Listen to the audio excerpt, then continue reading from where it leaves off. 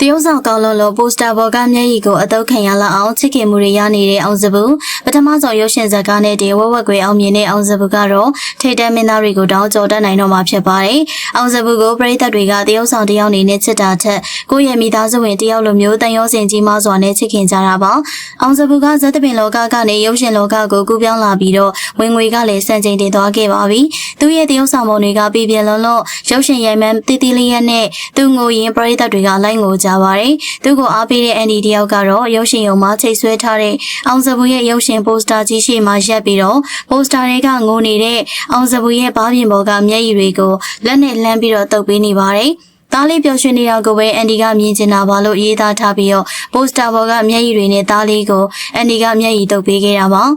အောင်စပူရဲ့ရုပ်ရှင်ကြည့်ပြီးတော့အန်ဒီကိုယ်တိုင်လည်းမျက်ရည်ကျသွားခဲ့ရတယ်လို့ဆိုပါတယ်။မိခင်တယောက်ကသားတယောက်ကိုပေးတဲ့မြတ်တာမျိုးနဲ့ပိုစတာပေါ်ကမျက်ရည်တွေကိုတုပ်ပေးခဲ့တာပါ။ပိုစတာကြီးကိုသွားပြီးတော့မျက်ရည်တုပ်ပေးနေတာကအပိုတွေလို့ထင်ကောင်းထင်နိုင်ပါတယ်။တကယ်မြတ်တာတရားနဲ့ချစ်ခင်ရတဲ့ပရိသတ်တယောက်တို့တော့အဲ့ဒီပိုစတာကစက်ကူချက်တစ်ခုမဟုတ်တော့ဘဲသူတို့ချစ်ရတဲ့သားလေးတကယ်ပဲဝမ်းနဲ့ငိုကြွေးနေတယ်လို့ခံစားရတဲ့အတွက်မျက်ရည်တုပ်ပေးလိုက်တာဖြစ်ပါတယ်။အောင်စပူရဲ့တရုပ်ဆောင်မှုမှာပရိသတ်ရဲ့ရင်ဘတ်သေးကိုထိုးပေါက်ဝင်ရောက်သွားနိုင်ပြီးတော့ပိုစတာတစ်ခုပေါ်ကမျက်ရည်ကိုတောင်အပြင်လက်တွေမှာအစစ်မှန်လို့ခံစားရအောင်ညှို့ယူဖန်ဆားနိုင်ခဲ့ပါတယ်။အနုပညာလောကမှာအောင်မြင်တဲ့သူတွေအများကြီးရှိပေမဲ့အောင်စပူလိုမျိုးပရိသတ်ရဲ့စိတ်ထဲမှာတားတယောက်အဖြစ်နေရာယူနိုင်သူကတော့ရှားပါပါတယ်။ပိုစတာပေါ်ကမျက်ရည်တွေကိုတကယ်ကြီးတုပ်ပေးနေရလောက်အောင်စပူကတရုပ်ဆောင်ကောင်းနေရလားဆိုတာမှတ်ချက်ပေးခဲ့ပါဦးရှင်။